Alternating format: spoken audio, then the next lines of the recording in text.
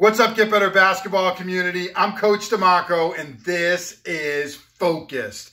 In today's episode, I'm going to share with you the animal drill, which is one of my favorite drills because it encompasses rebounding, finishing with contact, conditioning. It's highly competitive and offers so much more to your team. I can't think of a better quote to sum it up than this one.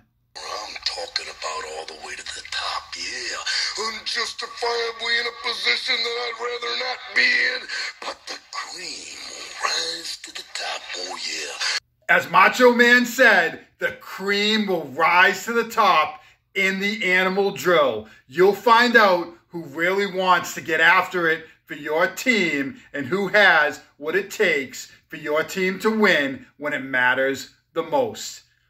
Make sure you hit that like button down below, turn on your notifications, and subscribe to my YouTube channel for more great video content each and every week. Now, let's focus in on the animal drill. I'm going to diagram out the animal drill so you'll see how it works and how you can use it with your team. But this is the basic setup. You're going to have 3 teams. A red team, a blue team, a green team, or whatever color jerseys you're wearing. You're going to have your coach out on the floor getting ready to take a shot to initiate the drill. And each time a player scores, the next person on the team is going to enter the game. Now, let me break it down with a little diagram for you. As I said before, I love the animal drill because it combines rebounding, finishing with contact, conditioning. It's highly competitive, and it will offer your team so much more. It's going to start with the coach out here with the basketball, and then Y1 or yellow 1, red 1, and blue 1 in the paint. The rest of the yellow team is going to be out here. The rest of the red team is over here, and the rest of the blue team is over here. I wouldn't do it with more than 3 teams. You could do it with 2 teams, but it becomes more 1 versus 1. I think 3 teams is really ideal, and obviously you can add on players if you want. Just depends on how long it's going to go for you. Notice this box here in the paint. It could extend a little bit out further or a little bit higher, depending on the shots you want your players to take. But this is a game where you have to score points in the paint.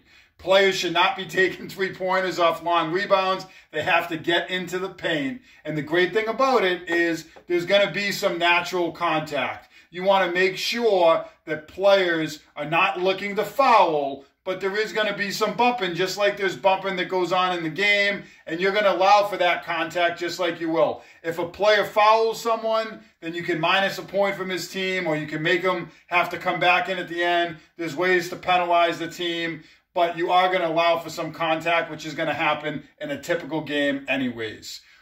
Once this coach takes the shot from out here on the perimeter, if the blue player gets the rebound, they're going to look to score. Red 1 and yellow 1 are going to come running over, and they're going to look to contest blue 1. If blue 1 makes the shot, they're going to go to the end of their line. If they don't score, these 3 players are going to keep playing in the paint until someone scores. I've seen players in there for a minute or 2, and they get tired, and that's where the conditioning comes in. We're going to say that this blue 1 player scores. So as soon as they score, red and yellow are going to go to get the ball out of the basket, and blue 2 is going to come running in as the next player, and blue 1 is going to go to the end of the line. I like to only go through the line 1 time. You certainly could make players go through twice if you want. Sometimes I'll even have this player sit. If I'm doing it in a camp or something, they'll just have a seat on the floor, and then the next 3 players are going, and they're cheering them on. As the teams are cheering, there's a lot of energy, a lot of excitement, which is one of the reasons I really love this drill. So red and yellow fought for the ball, and if they're smart, they try to get it and get a quick basket. Oftentimes that'll happen. So we'll say if red 1 scores, then now red 2 is coming in, and red 1 goes to the end of the line, and now yellow 1 should try to get the ball out of the basket before these players get there. Doesn't always work that way. So now we're going to play it out with red 2 in here and with blue 2 in the paint.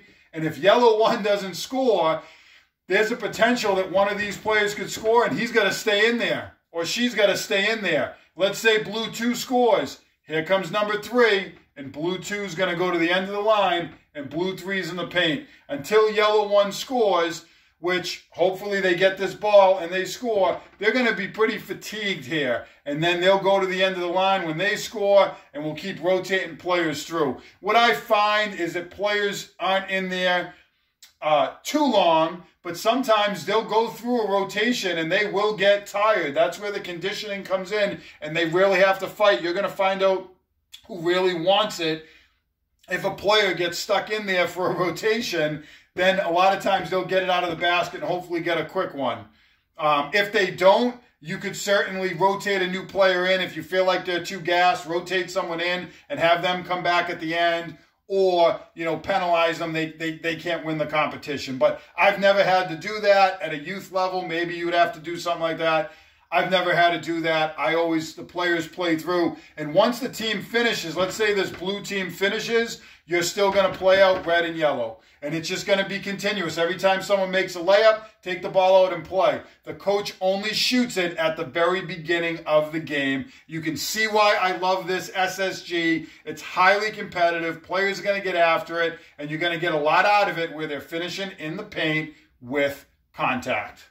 If you think your team has what it takes to rise to the top and compete in the animal drill, then make sure you hit that like button down below, turn on your notifications, and subscribe to my YouTube channel for more great videos each and every week. Drop me a comment and let me know what you think about the animal drill. I know it's a drill that's going to help your team to get better and learn to finish around the basket with contact. It was something that helped my team tremendously over the years, and I know many coaches use this drill in practice at the youth, high school, and college levels. If you didn't have a brand new Dr. Dish all-purpose shooting machine, then make sure you reach out to Dr. Dish and mention hashtag GBetBBChat or the Get Better Basketball Chat so you can help your team become the best shooters they can be. By mentioning the Get Better Basketball Chat, you'll get up to $300 off select Dr. Dish shooting machines.